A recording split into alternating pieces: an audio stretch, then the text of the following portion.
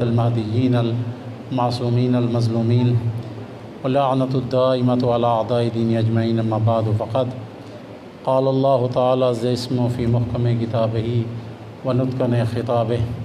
بسم الله الرحمن الرحيم.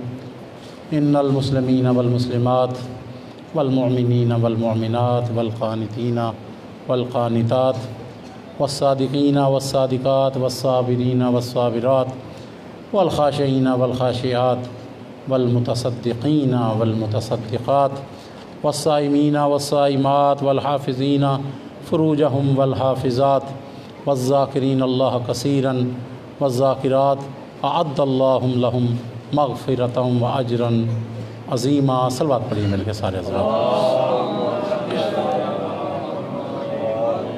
بارے دیگر بلند تر صلوات.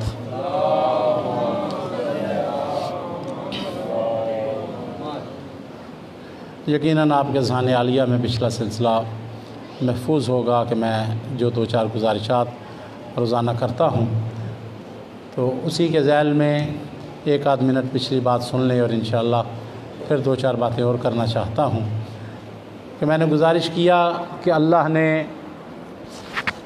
ہماری ہدایت کے لیے ایک کتاب بھیجی ہے اور کچھ افراد کو بھی اس دنیا میں بھیجا ہے.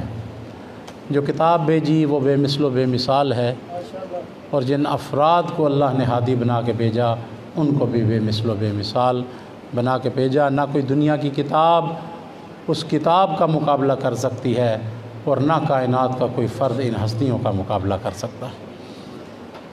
اسی کے ذیل میں اگر دیکھا جائے تو بہت ساری فرامین پیغمبر صلی اللہ علیہ وآلہ وسلم صلی اللہ علیہ وسلم موجود ہیں جو میرے اس دعوے کی دلیل بنتے ہوئے نظر آتے ہیں، میرے دعوے کی تائید کرتے ہیں. سرور کائنات نے ارشاد فرمایا بسم اللہ الرحمن الرحیم مثل اہل بیتی کمثل سفینۃ نوح. فرماتے ہیں کہ میری اہل بیت کی مثال حضرت نوح کے سفینے جیسی ہے.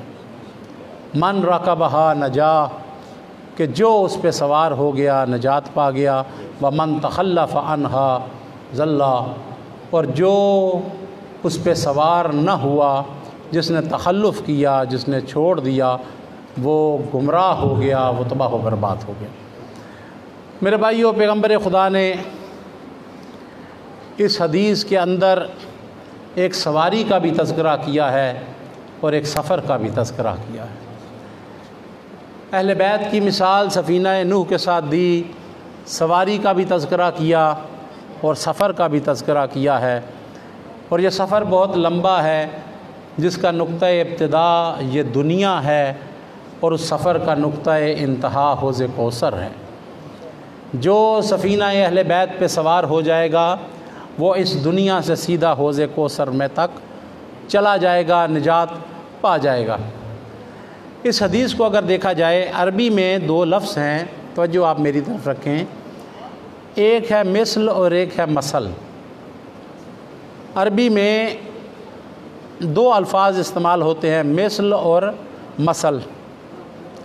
مثل جو ہے ذات سے اگر کسی کو کی تشبیہ ہو جائے تو اس کے لیے مثل کا لفظ استعمال ہوتا ہے اور صفات کی تشبیہ کے لیے مثل کا لفظ استعمال ہوتا ہے. ذات کی ذات کے ساتھ تشبیہ ہو جائے تو اس کے لیے مثل استعمال ہوتا ہے، اور اگر ذات کی ذات سے تشبیہ نہ ہو بلکہ صفات کی تشبیہ ہو جائے تو اس کے لیے مثل استعمال ہوتا ہے. اور اس حدیث میں بھی پیغمبر نے مثل استعمال نہیں کیا، اس لیے کہ آل محمد سفینہ نوح کی مثل نہیں ہے، ذات کے اعتبار سے ایک جیسے نہیں ہیں. اور ہو بھی کیسے سکتے ہیں کہ اس سفینے کو اگر دیکھا جائے تو وہ لکڑی کا بنا ہوا ہے اور آل محمد نور کے ہیں، اور اگر دیکھا جائے تو وہ سفینہ مادیت کا ہے اور یہ ہدایت کا سفینہ بنتے ہوئے نظر آتے ہیں. ذات کی تشبیہ نہیں ہے بلکہ صفات کی تشبیہ ہے. اور میرے بھائیو، اس میں اور ان ہستیوں میں ایک تشبیہ ہے کہ حضرت نوح کا سفینہ بھی جو تھا اس پہ جو سوار ہوا یہ سفینہ اس کو لے کے اپنی منزل تک کوہ جودی تک جا پہنچا اور جو سوار ہوا وہ غرق ہونے سے بچ گیا تھا۔ اس کشتی کو حضرت نوح نے بڑی محبت کے ساتھ بنایا، بڑی دلچسپی کے ساتھ بنایا، اور اس کا ہر چھوٹے سے چھوٹا سوراخ جو ہے وہ ختم کیا۔ اس نبی نے اس کا ہر چھوٹے سے چھوٹا نقص جو ہے وہ دور کیا، اور جب دیکھا کہ اس میں کوئی نقص نہیں رہا، اس کے بعد لوگوں کو سوار کر لیا ہے۔ اور میرے اس دعوے کی دلیل کیا ہے کہ اس کشتی میں کوئی نقص نہیں تھا، کوئی چھوٹا سا سوراخ نہیں تھا، اس میں کوئی چھوٹا سا نقص نہیں تھا، اس لیے کہ وہ کشتی اپنے سواروں کو لے کر اپنی منزل تک خیریت کے ساتھ جا پہنچی۔ جب وہ اپنے سواروں کو لے کر خیریت کے ساتھ اپنی منزل تک پہنچی تو دلیل بن گئی ہے کہ اس کا مطلب ہے کہ سفینے میں کوئی نقص نہیں تھا، وہ سفینہ بڑا محفوظ تھا، وہ سفینہ بڑا مضبوط بنایا گیا تھا۔ اور میں کہتا ہوں کہ اب دنیا کو غور کرنا چاہیے کہ جیسے اس کشتی کا اپنی منزل مقصود تک پہنچ جانا اس کی مضبوطی کی دلیل ہے، تو آل محمد کا امت کو لے کر حوض کوثر تک پہنچ جانا یہ ان کی عصمت کی دلیل بن جایا کرتی ہے۔ نہ اس کشتی میں کوئی نقص تھا اور نہ ان ہستیوں میں کوئی نقص ہے، کوئی مقابلہ ان ہستیوں کا نہیں کر سکتا۔ اور فقط یہ غیر معصوم نہ سوچیں کہ چھوٹے موٹے عام ہمارے جیسے عام بندے کہیں کہ جناب ہم تو بہت چھوٹے ہیں کہ محمد و آل محمد جو ہیں ان کا ہم مقابلہ نہیں کر سکتے۔ نہیں، پیغمبر کے گھر میں جو لوگ رہتے تھے وہ بھی پیغمبر کی اہل بیت کا مقابلہ نہیں کر سکتے۔ اور میں نے صرف ایسے بات نہیں کی ہے، بلکہ تاریخ کو اگر آپ دیکھیں تو پیغمبر کی ازواج مطہرات کو آپ دیکھیں تو ان میں بھی دو قسم کے گروہ تھے۔ تفصیل نہیں ہے کہ میں اس کو آپ کے سامنے بیان کروں۔ پیغمبر کی ایک زوجہ ہیں جناب خدیجۃ الکبریٰ کے بعد بڑی ہی صالح، بڑی ہی نیک، بڑی ہی مقدس، بڑی ہی اہل بیت سے محبت کرنے والی، اور جب اس ام سلمہ نے دیکھا ہے کہ پنجتن پاک ایک چادر کے نیچے آ گئے ہیں، وہ پنجتن پاک جب ایک چادر کے نیچے آ گئے تو ان کو بھی لگا کہ یہ منظر بڑا اچھا ہے، کاش کہ میں بھی ان میں داخل ہو جاؤں۔ تو جناب ام سلمہ نے دیکھ کے کہا تھا کہ یا رسول اللہ، کیا مجھے بھی اجازت ہے کہ میں آپ پنجتن پاک کے درمیان آ کے اس چادر میں داخل ہو جاؤں؟ دیکھ کے ارشاد فرمایا کہ ام سلمہ تو بڑی نیک ہے، تو بڑی مقدس ہے، تیرا مرتبہ بہت بلند ہے، میں تجھے ایک سند دیتا ہوں، انت علی الخیر، تو خیر پر ہے، انت علی الخیر، تو خیر پر ہے، مگر تو خیر پر ہے مگر تو پنجتن پاک میں داخل نہیں ہو سکتی، اس لیے کہ یہ سرداروں کا مجمع ہے۔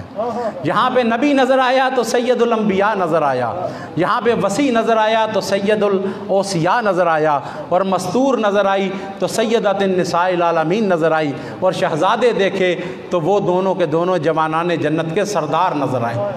انت علی الخیر، تو خیر پہ ہے، تیرا مرتبہ بڑا ہے، مگر ان سرداروں میں آنا یہ تیرا مقام نہیں۔ گویا سمجھانا چاہتے تھے کہ منزل خیر پہ ہونا اور بات ہے، اور علم کا شہر ہونا اور بات ہے، صاحب کمال ہونا اور ہوا کرتا ہے، مصطفیٰ کی آل ہونا اور ہوا کرتا ہے۔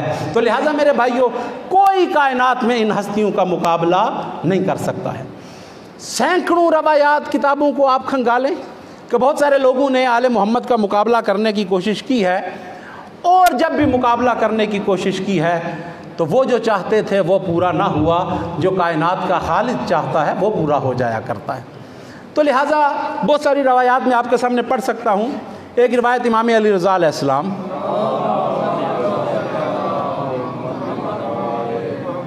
امام علی رضا علیہ السلام مرو میں جب مامون کے پاس موجود تھے، مرو میں امام علی رضا مامون کے پاس تھے، تو اس وقت مامون نے ایک سازش کی، اور اس نے بہت سے علاقوں سے بہت سارے علماء کو، بہت سارے مولوی صاحبان کو، بہت سارے مفتیان کو بلایا ہے، اور اس نے ان کو کہا کہ کسی طرح سے امام علی رضا علیہ السلام کی توہین ہونی چاہیے، کہ یہ جو اپنے آپ کو کہتے ہیں کہ کائنات میں ہمارا مقابلہ کوئی نہیں کر سکتا، ہمارا ثانی کوئی نہیں ہے، تو کوئی ایسے دلائل ہونے چاہیے کہ جس سے معاذ اللہ ان کی توہین ہو جائے۔ بہت بڑا مجمع تھا، بہت سارے مولوی صاحبان، مفتی صاحبان تشریف لائے، اور وہ بیٹھے ہیں، اور امام بھی تشریف فرما ہے، اور بیٹھنے کے بعد جب گفتگو شروع ہوئی تو انہوں نے کہا جی کہ آپ میں اور ہم میں کیا فرق ہے؟ بظاہر تو کوئی فرق نہیں ہے، تو امام نے دیکھ کے کہا کہ نہیں، تم میں اور ہم میں بڑا فرق ہے، اللہ نے ہمیں آل محمد بنا کے دنیا میں بھیجا ہے، اللہ نے ہمیں مصطفیٰ کی آل بنایا ہے۔ بس یہ سننا تھا تو انہوں نے کہا جی کہ پھر آپ کی کون سی شان اس میں اجاگر ہوئی؟ آل سے مراد اولاد نہیں ہے، آل سے مراد امت مصطفیٰ ہے۔ اور یہ آج بھی آپ کبھی کبھی مولوی صاحبان سے سنتے ہیں نا کہ آل کے جتنے فضائل ہیں وہ ساری امت کے ہیں، تو وہ بھی اسی لیے کہ بنیاد پیچھے سے رکھ دی گئی ہے۔ یہ نئی بات نہیں ہے کہ آج امت کو آل کہہ کے تو آل محمد کے سارے فضائل میں شریک کیا جاتا ہے، یہ آج کا مسئلہ نہیں ہے، مسئلہ بہت پرانا ہے جو ابھی تک بعض لوگ چھوڑنے پہ تیار نہیں ہو رہے۔ انہوں نے کہا جی آل محمد کے فضائل تو ہیں، مگر آل سے مراد آپ تو نہیں ہے، آل سے مراد امت مصطفیٰ ہے، ساری کی ساری امت آل ہے۔ امام نے جب دیکھا کہ یہ ہٹ درمی پہ آ گئے، امام نے دیکھ کے کہا اچھا اگر تم سمجھتے ہو کہ تم آل محمد ہو، ساری کی ساری امت آل محمد ہے، تو میں تم سے سوال کرتا ہوں، مجھے بتاؤ کہ آل محمد پہ اللہ نے صدقہ حلال کیا ہے کہ حرام کیا ہے؟ آل محمد پہ اللہ نے صدقہ حلال کیا ہے یا حرام کیا ہے؟ کہنے لگا جی نص موجود ہے کہ پیغمبر نے فرمایا ہے کہ میری آل پہ صدقہ حرام ہے۔ پھر امام نے دوسرا سوال کیا، امام فرماتے ہیں مجھے اتنا بتاؤ کہ کیا جیسے اللہ نے آل پہ صدقہ حرام قرار دیا ہے، کیا امت مصطفیٰ پہ بھی صدقہ حرام قرار دیا ہے؟ امت مصطفیٰ پہ صدقہ حلال ہے، پھر تو صدقہ کھانے والا ہے ہی کوئی نہیں۔ اس کا مطلب حکم ہونا چاہیے کہ صدقہ نکالو تو کسی عیسائی کو دے آؤ، صدقہ نکالو تو کسی یہودی کو دے آؤ، صدقہ نکالو تو کسی سکھ کو دے آؤ، لیکن نہیں، سب کہیں گے کہ نہیں، جب مسلمان کا صدقہ نکل رہا ہے تو مسلمان کے پاس جانا چاہیے۔ معصوم نے فرمایا بتاؤ آل پہ صدقہ حلال کہ حرام؟ کہنے لگے کہ آل پہ صدقہ حرام ہے۔ تو امام نے فرمایا آپ بتاؤ کہ امت مصطفیٰ پہ صدقہ حلال ہے کہ حرام ہے؟ کہنے لگے نہیں، امت پہ حلال ہے۔ معصوم نے فرمایا تو پھر تم نے خود اپنی زبان سے اقرار کر لیا ہے کہ امت کی اوقات اور ہے، آل محمد کا مرتبہ اللہ نے اور بنا کے دیا۔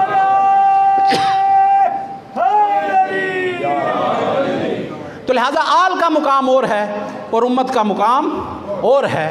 امت کبھی بھی آل کا مقابلہ نہیں کر سکتی۔ امت کے لیے یہی کافی ہے کہ وہ ان کے سامنے سر جھکا کے ان کی اطاعت کرتی جائے، جتنی اطاعت کرتی جائے گی اتنا مرتبے میں اضافہ ہوتا چلا جائے گا۔ ان ہستیوں کا مقابلہ نہیں کرنا ہے۔ میں نے کل گزارش کی تھی کہ جب ہمارے اذہان میں یہ بات پکی ہو گئی کہ ان کا مقابلہ کوئی نہیں کر سکتا، ان کے علم کا مقابلہ کوئی نہیں کر سکتا، ان کی صحابت کا مقابلہ کوئی نہیں کر سکتا، ان کی حکمت کا مقابلہ کوئی نہیں کر سکتا، اور حرام قرار دیا ہے پیغمبر نے کہ دین کا مسئلہ بندہ محمد و آل محمد کو چھوڑ کے کسی اور کے دروازے پہ چلا جائے۔ نیت کرنی ہے، کیونکہ ان آیات میں کہا گیا ہے کہ کامیابی کے لیے اور اللہ سے اجر لینے کے لیے پہلا گروہ کون ہے؟ مسلمان مرد اور مسلمان عورتیں، اسلام کو قبول کرنے والے جنہوں نے اسلام قبول کیا ہے۔ تو لہٰذا ہمیں سمجھنا ہوگا کہ اسلام اصل میں ہے کیا۔ پہلی نیت کہ ہم نے اسلام کو سمجھنا ہے، دین کو سمجھنا ہے، اور جب ہمیں سمجھ آ جائے محمد و آل محمد سے ہمیں پتہ چل جائے کہ اسلام کیا ہے، تو پھر اس میں پورے کا پورا داخل ہونے کی کوشش کرنا ہے۔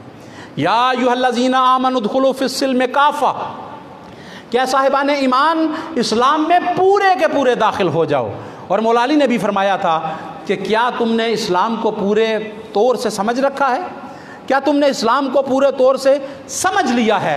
لہٰذا اس منبر کے یہاں لگنے کا واحد مقصد وہ ہے جو مولا حسین کا کربلا بپا کرنے کا مقصد تھا، جو باقی معصومین کا دنیا میں آ کر مصیبتیں برداشت کر کے جو مقصد وہ پورا کرنا چاہتے تھے کہ اللہ کا دین لوگوں تک پہنچ جائے، اس منبر کے لگانے کا مقصد بھی یہ ہے۔ مولوی صاحبان کا واحد مقصد یہ ہے کہ وہ دین اسلام جو کتابوں میں موجود ہے، وہ دین اسلام جو فرامین محمد و آل محمد میں موجود ہے، جو دستاویزات میں موجود ہے، جو لائبریریوں کی زینت بن چکا ہے، اس دین کو نکالو اور لوگوں تک پیش کر دو کہ محمد و آل محمد فرماتے کیا ہیں۔ اس منبر کا ہرگز مقصد جیبیں پر کرنا نہیں ہے۔ اس منبر کا مقصد نہ محمد و آل محمد کا مقصد یہ تھا، اور کبھی میں انشاءاللہ وقت ہوا تو میں آپ کو بیان کروں گا کہ کس حد تک بندہ جو ہے وہ کسی مومن سے نظر نیاز لے سکتا ہے۔ اور وہ کیا حد ہے اور وہ کہاں تک جانا چاہیے اور ہمارے طریقہ کار کیا ہو چکے ہیں، وہ ایک عجب سی بات ہے۔ لہٰذا میرے بھائیو یاد رکھیے گا کہ دین اسلام کو سمجھنے کے لیے کہ مولوی صاحبان کا کام یہ ہے کہ اسلام کو پڑھیں اور پھر لوگوں کے سامنے پیش کر دیں، اور کوئی مقصد نہیں، جو ہمارے مولا علی کا مقصد تھا، جو امام حسین کا مقصد تھا۔ اور میرے سامنے وہ روایت بھی موجود ہے کہ عبداللہ ابن عباس کہتے ہیں کہ میں نے کائنات کے سب سے بڑے ولی کو دیکھا کہ مقام ذیکار پہ اپنے ہاتھ میں اپنی جوتیوں کو لے کر گھانٹ رہے ہیں، اپنی جوتیوں کو، وہ جوتا جو ٹوٹ چکا ہے، علی ابن ابی طالب کائنات کا سردار اپنے جوتوں کو گھانٹ رہا ہے۔ اور وہ کہتے ہیں میں نے دیکھا کہ جوتوں کی حالت تو بڑی نازک ہے، اب تو مزید ٹانکے نہیں لگ سکتے ہیں۔ مجھے جب دیکھا نا مولا علی نے کہ میں ان کے جوتوں کی طرف دیکھ رہا ہوں، تو دیکھ کے ارشاد فرمایا کہ عبداللہ ابن عباس ما قیمت ھذہ النعل، اے عبداللہ ابن عباس تیری نظر میں میرے ان جوتوں کی قیمت کیا ہے؟ ٹوٹا ہوا جوتا ہے، پھر گانٹ لیتے ہیں، پھر ٹوٹ جاتا ہے، پھر گانٹ لیتے ہیں، تو کتنے پیمد لگ چکے ہیں۔ ما قیمت ھذہ النعل، اے عبداللہ ابن عباس تیری نظر میں میرے ان جوتوں کی قیمت کیا ہے؟ دیکھ کے ارشاد فرماتے ہیں مولا جوتا تو آپ کا ہے اس لیے قیمتی ہے، مگر نہ ظاہری حالت کو دیکھوں تو لا قیمت لہا، اس کی کوئی قیمت نہیں، اس کا تو کوئی ٹکا دینے کے لیے تیار نہیں ہوگا، مولا اب اس کی کوئی قیمت نہیں ہے۔ دیکھ کے ارشاد فرماتے ہیں کہ عبداللہ ابن عباس یاد رکھ، قسم با خدا اگر حق کو نافذ کرنا نہ ہوتا، اگر حق کا قیام کرنا مقصود نہ ہوتا تو تمہاری حکومت کی قیمت میرے نزدیک اس جوتے سے بھی کم ہے۔ تمہاری حکومت کو علی جوتیوں کی ٹھوکروں پہ رکھتا ہے، فقط حکومت کو اس لیے میں نے قبول کیا ہے تاکہ میں حق کا نفاذ کر سکوں۔ علی دنیا نہیں چاہتا ہے، علی فقط چاہتا ہے کہ اگر حکومت مل گئی تو میں لوگوں تک اللہ کا دین پہنچا سکوں، اور خدا کی قسم حکومت دی بھی تو لوگوں نے خود تھی۔ جب چوتھی دفعہ آئے ہیں مجبور ہو کر اور کہا کہ یا علی اب آپ کے بغیر کام نہیں چلتا، دیکھ کے ارشاد فرمایا کہ نہیں مجھے تمہاری حکومت کی ضرورت نہیں، خدا کی قسم علی خلافت کا محتاج نہیں، خلافت علی کی محتاج نظر آتی ہے۔ تو لہذا فرماتے ہیں کہ کوئی قیمت نہیں ہے، اگر حق کا قیام کرنا مقصود نہ ہوتا تو میں تمہاری حکومت کو ٹھوکروں، جوتوں کی ٹھوکروں پہ رکھتا۔ تو لہٰذا یہاں پہ اس ممبر پہ آنے کا بھی واحد مقصد یہ ہونا چاہیے کہ وہ آ کے آپ کے سامنے دین کو پیش کریں جو محمد و آل محمد نے بیان کیا ہے۔ پہلی چیز آپ بھی اپنی نیت کو سچا کریں کہ اسلام سیکھنا ہے ہم نے، کہ وہ جس کے لیے امام حسین نے قربانیاں پیش کی ہیں اس اسلام کو نظر انداز نہیں کرنا، اور پڑھنے والے کی نیت یہ ہوگی کہ جو محمد و آل محمد کے فرامین میں نے پڑھے ہیں وہ میں لوگوں تک پہنچا دوں گا۔ مل کے ایک دفعہ صلوات پڑھ لیجئے۔ تو لہٰذا جو مقصد مولا علی کا ہے، پڑھنے والے کو بھی کچھ شرم و حیا کرنی چاہیے۔ اس ممبر پہ اگر آئے ہیں تو ہم قارون کے وارث نہیں بلکہ باب مدینہ العلم کے نمائندے بنتے ہوئے نظر آتے ہیں۔ دنیا کے کام کرنے ہیں تو کوئی اور کام کرو، اگر دنیا کو چلانا ہے تو بزنس کرو، کوئی کام کر سکتے ہو، یہ کام جہاں تک اجازت ہے وہ میں پھر انشاءاللہ کسی وقت میں پیش کروں گا، لیکن جو کردار ہمارا ہو چکا ہے وہ محمد و آل محمد اس کی اجازت ہرگز نہیں دیتے۔ محمد و آل محمد کے دین کی طرف توجہ کریں۔ اور میں تو کہا کرتا ہوں کہ آپ کیوں محتاج بنتے ہیں کسی ذاکر کے اور کسی مولوی صاحب کے؟ کبھی تو کوئی لمحہ ہو جب آپ کی اور محمد و آل محمد کے درمیان کوئی نہیں ہونا چاہیے۔ آپ خود محمد و آل محمد کے فرامین کو تلاش کریں، آپ خود کتابوں کی طرف رجوع کریں، آپ کیوں محتاج بنتے ہیں کسی کے؟ اور امام جعفر صادق علیہ السلام ارشاد فرماتے ہیں، معصومین کے فرامین کی طرف رجوع کریں، فرماتے ہیں کہ من حفظ من شیعتنا 40 حدیثا بعثہ اللہ یوم القیامت فقیہا عالما۔ فرماتے ہیں یاد رکھو جو بندہ بھی ہمارے شیعوں میں سے ہماری 40 احادیث کو حفظ کرتا ہے، اللہ قیامت کے روز اسے فقیہ بنا کر محشور کر دے گا۔ وہ آل محمد کی نظر میں فقیہ ہے، لیکن فقط حفظ نہیں کرنا بلکہ روایات کو اگر دیکھیں تو حفظ کرنے کے ساتھ ساتھ اس کے مفاہیم میں بھی غور کرنا ہے۔ اور امام جعفر صادق علیہ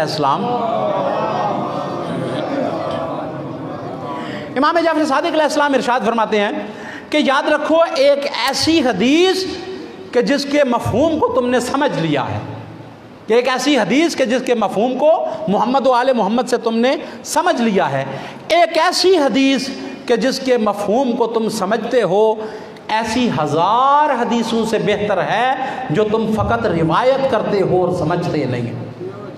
غور و فکر کریں کہ محمد و آل محمد نے کیا ارشاد فرمایا ہے۔ اور محمد و آل محمد کی طرف قسم با خدا، جب بھی امت محمد و آل محمد سے دور ہوئی ہے اس نے اپنا نقصان کیا ہے، اور جب بھی کوئی دور والا محمد و آل محمد کے قریب ہوا ہے دنیا میں بھی فائدہ حاصل کیا ہے اور آخرت کا بھی فائدہ حاصل کر لیا ہے۔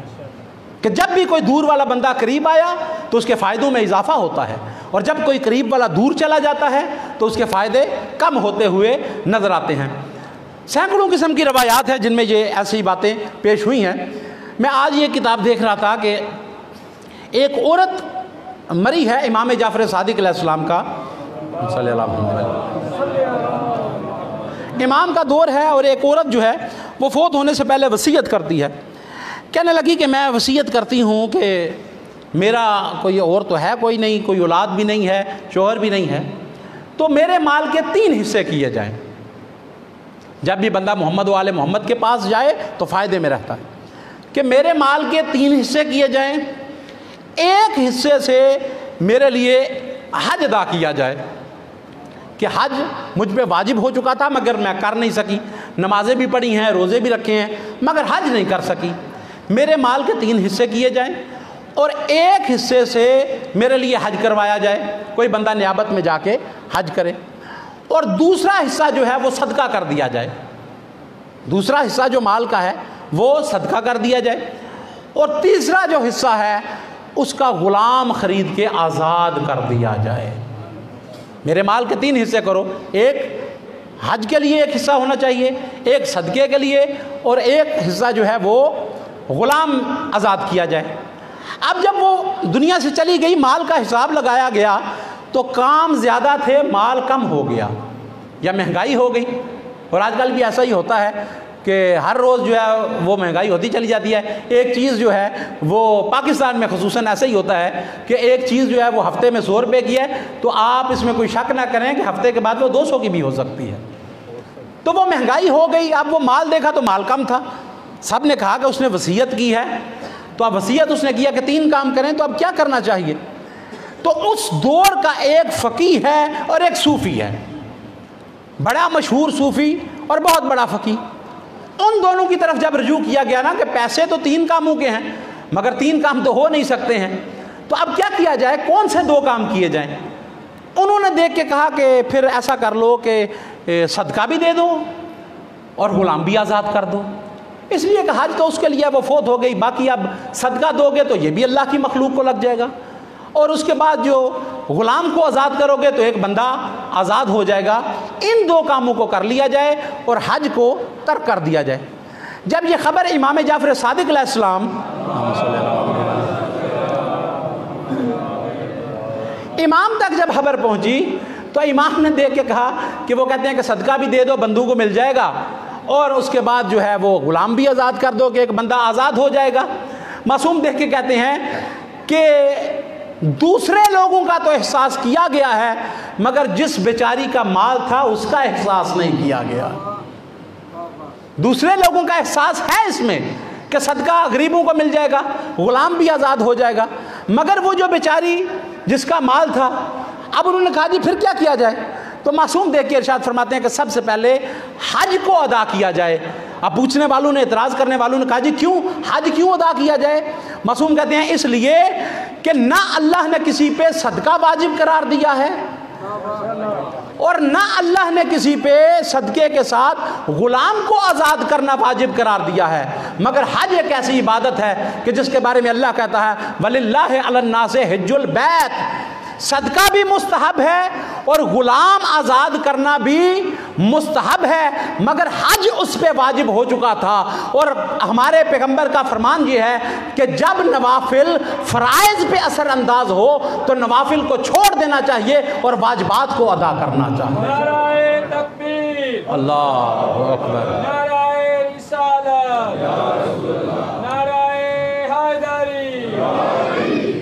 تو لہٰذا تم جو مشورہ دے رہے ہو اس سے غلام تو آزاد ہو سکتا ہے مگر یہ جو جہنم میں چلی جائے گی یہ آزاد نہیں ہو سکتی۔ تو اپنے مال پہ سب سے زیادہ حق اس کا ہے کہ جس کا یہ مال تھا، لہٰذا سب سے پہلے حج کو ادا کیا جائے۔ روایت کہتی ہے جب یہ خبر اس فقیہ کو اور صوفی کو پہنچی تو دونوں کہہ رہے تھے کہ حق وہی ہے جو جعفر صادق کی زبان سے ادا ہو گیا۔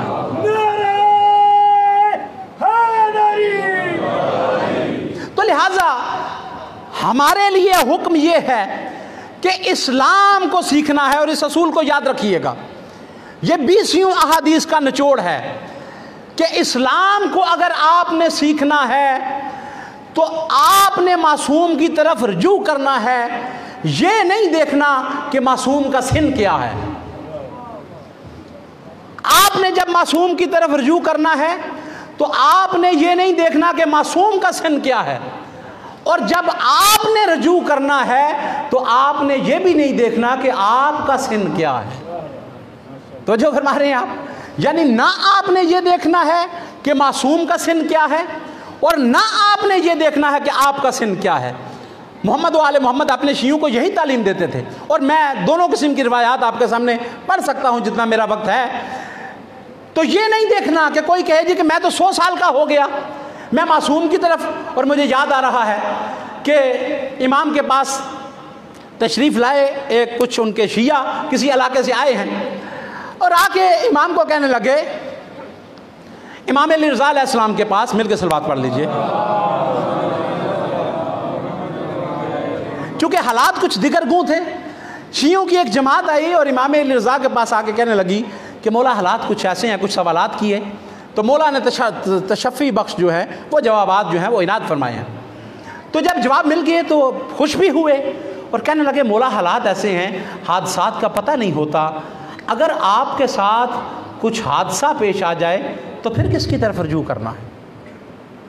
اگر آپ کے ساتھ کچھ ہو جائے، جیسے پہلے آپ کے آباء و اجداد کی شہادتیں ہوئی ہیں، اگر آپ کے ساتھ کچھ ہو جائے تو پھر کس کی طرف رجوع کرنا ہے؟ معصوم فرماتے ہیں کہ پھر پریشان نہ ہو، پھر اللہ نے محمد تقی کو حجت خدا بنا رکھا ہے، پھر ان کی طرف رجوع کرنا ہے۔ تاریخ کہتی ہے کہ اس وقت امام کا سن جو تھا وہ 3 سال کا ہے۔ اب وہ شیعہ جو آیا ایک دفعہ پریشان ہوا کہ معصوم فرماتے ہیں کہ یہ 3 سال کا جو بچہ ہے اس کی طرف رجوع کرنا ہے۔ وہ سوچ رہا تھا اور امام اس کی نیت کو دیکھ رہے تھے کہ یہ کیوں پریشان ہو گیا ہے کہ 3 سال کے بچے کی طرف رجوع کرنا ہے۔ جب وہ پریشان تھا نا، یہ امام نے کیا کہا کہ میرے بعد 3 سال کے بچے کی طرف رجوع کرنا ہے۔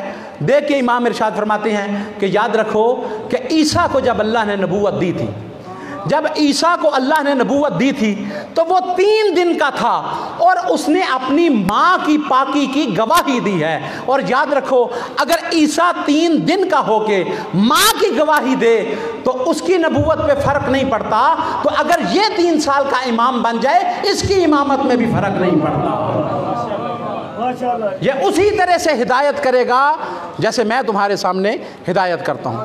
پہلی چیز یہ نہیں دیکھنا کہ امام کا سن کیا ہے، اور دوسری چیز یہ نہیں دیکھنا کہ میرا سن کیا ہے، اور اس کو تھوڑا سا آگے بھی لے آئیں۔ اب امام تو بظاہر ہمارے سامنے نہیں ہے، امام ایک ہیں، وہ پردے میں ہیں۔ اگر کوئی بچہ آل محمد کا دین پڑھ کے آ جائے، اگر وہ واقعتاً کسی جگہ سے آل محمد کا دین پڑھ کے آ جائے تو وہ جب معصوم کا فرمان پڑھ دے تو بندے کو اس کے سامنے بھی نہیں بولنا چاہیے۔ یہ نہیں ہے کہ وہ چھوٹا ہے، اس لیے کہ وہ چھوٹا ہے مگر جن کا فرمان ہے وہ کائنات سے بڑے بنتے ہوئے نظر آتے ہیں۔ برائے صحت و سلامتی علماء حق بلند تر صلوات۔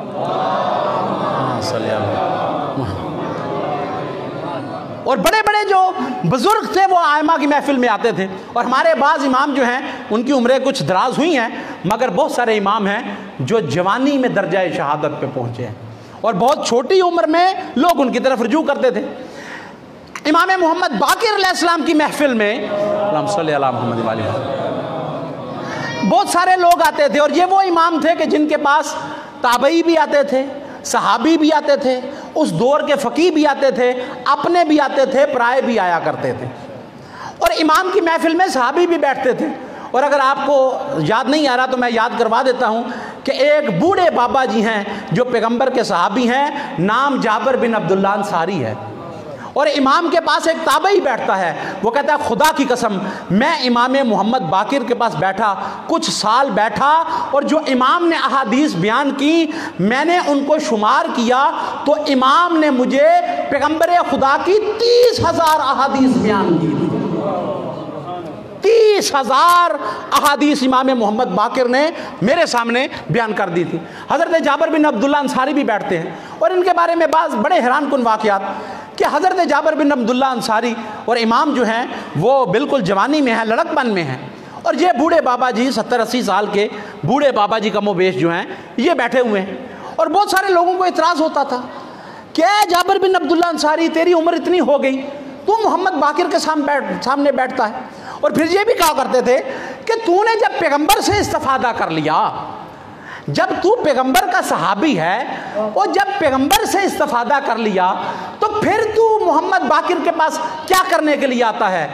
لیکن جناب جابر بن عبداللہ انصاری جب امام کے پاس آئے تب سے لے کر دنیا سے جانے تک امام سے استفادہ کرتے رہے ہیں، اور ان کا کردار یہی کہتا تھا۔ جب بھی لوگ کہتے تھے کہ جابر تو نے پیغمبر سے جو استفادہ کر لیا تو کیوں اب آ کے ان کے پاس بیٹھتا ہے؟ ان کا سن تو بہت چھوٹا ہے۔ دیکھ کے کہتے تھے بڑے چھوٹے کی بات نہیں، خدا کی قسم جب میں مصطفیٰ کے پاس جاتا تھا وہاں سے بھی اللہ کا علم ملتا تھا، جب محمد باقر کے پاس آتا ہوں اس سے بھی مجھے اللہ کا علم ملتا ہے۔ اس کے پاس بھی جب آتا ہوں تو اللہ کا علم ملتا ہے۔ تو اسلام کی طرف توجہ کریں، اسلام کے عقائد کو پڑھیں، اسلام کے اخلاقیات کو پڑھیں، اور اسلام کے فروعات دین کی طرف توجہ کریں، اور اسلام کوئی معمولی مذہب نہیں ہے۔ اور قسم بخدا مجھے ایک مفکر کا جملہ یاد آ رہا ہے، میں نے کسی کتاب میں دیکھا تھا کہ انہوں نے کہا تھا کہ دنیا والوں یاد رکھو کہ جب سے عیسائیوں نے اپنے مذہب کو پشت کی ہے وہ ترقی کر رہے ہیں، اور جب سے مسلمانوں نے اپنے مذہب کو چھوڑ دیا ہے تب سے تنزلی کا شکار ہو گئے ہیں۔ مسلمان جتنا جتنا اسلام سے دور ہوتا چلا جا رہا ہے اسی قدر تنزلی کی طرف جا رہا ہے، اور جہاں پر تک اسلام جو ہے وہ کسی شکل میں اور کسی حد تک مسلمانوں میں موجود رہا ہے تو اس وقت یہ دنیا میں بھی عزت والے تھے، اور آخرت میں تو پھر ہے ہی عزت ان کی۔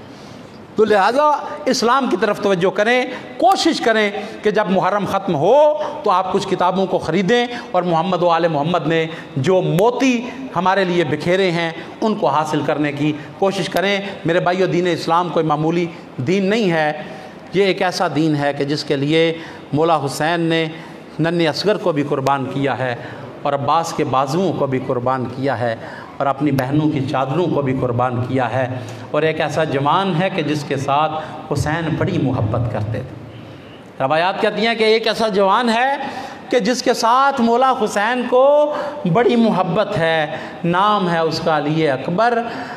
اور جب علی اکبر آئے ہیں نا اجازت لینے کے لیے، علی اکبر آئے ہیں اجازت لینے کے لیے، تو آ کے کہہ رہے تھے مولا بابا حل لی من رخصہ، کیا بابا میرے لیے بھی اجازت ہے کہ میں بھی اللہ کے دین پہ قربان ہو جاؤں؟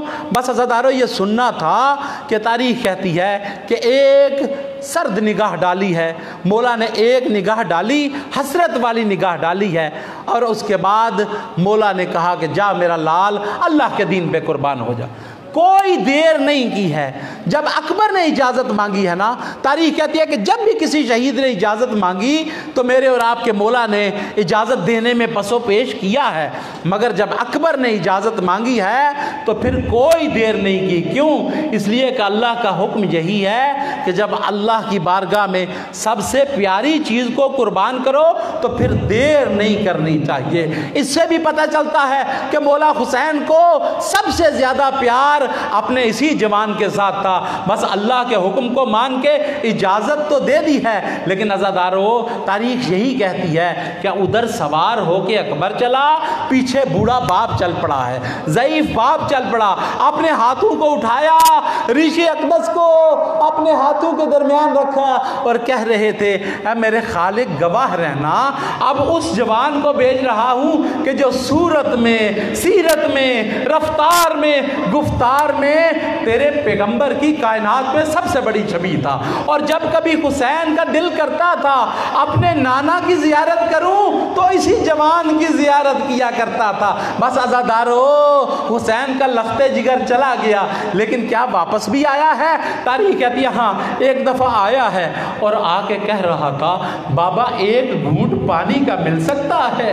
میں جو جہاد کر کے آیا ہوں بابا ایک گھونٹ پانی کا مل سکتا ہے؟ اور عزادارو مجھے وہ منظر بھی یاد آتا ہے، یہ تو حسین کا وہ پیارا بیٹا ہے کہ جب ایک دفعہ کہا تھا بابا دل چاہتا ہے کہ میں انگور تناول کروں، میں انگوروں کو کھاؤں، اور عزادارو انگوروں کا موسم نہیں تھا۔ تاریخ کہتی ہے کہ مولا نے اعجاز کے ذریعے جنت سے انگوروں کو منگوایا تھا اور اکبر کو پیش کیے تھے۔ کہاں اکبر کو جنت کے میوے پیش کرنا اور کہاں اکبر کا پانی مانگنا اور پیاسا واپس چلے جانا۔ عزادارو یہ منظر مولا کے دل پہ عجیب قسم کا صدمہ تھا۔ عزادارو وہ منظر بھی میں نہیں بھولتا۔ تاریخ کہتی ہے کہ مولا امیر المومنین کا لخت جگر محمد ابن حنفیہ جنگ کر رہا ہے، صفین کے میدان میں لڑ رہا ہے، اور مولا نے کچھ لوگوں کی یہ ذمہ داری لگائی تمہارا کام جنگ کرنا نہیں ہے، جب بھی کوئی دستہ حملہ کرنے کے بعد آئے، گرمی کا موسم ہے، پیاس کی شدت ہے، جب بھی کوئی حملہ کر کے آئے تمہارا فقط اتنا کام ہے کہ جلدی کے ساتھ انہیں سیراب کر دو، پانی پلا دو۔ بس عزادارو اسی دوران روایت کہتی ہے ایک بڑا حملہ کرنے کے بعد محمد ابن حنفیہ آئے اور پانی پینا چاہتے تھے۔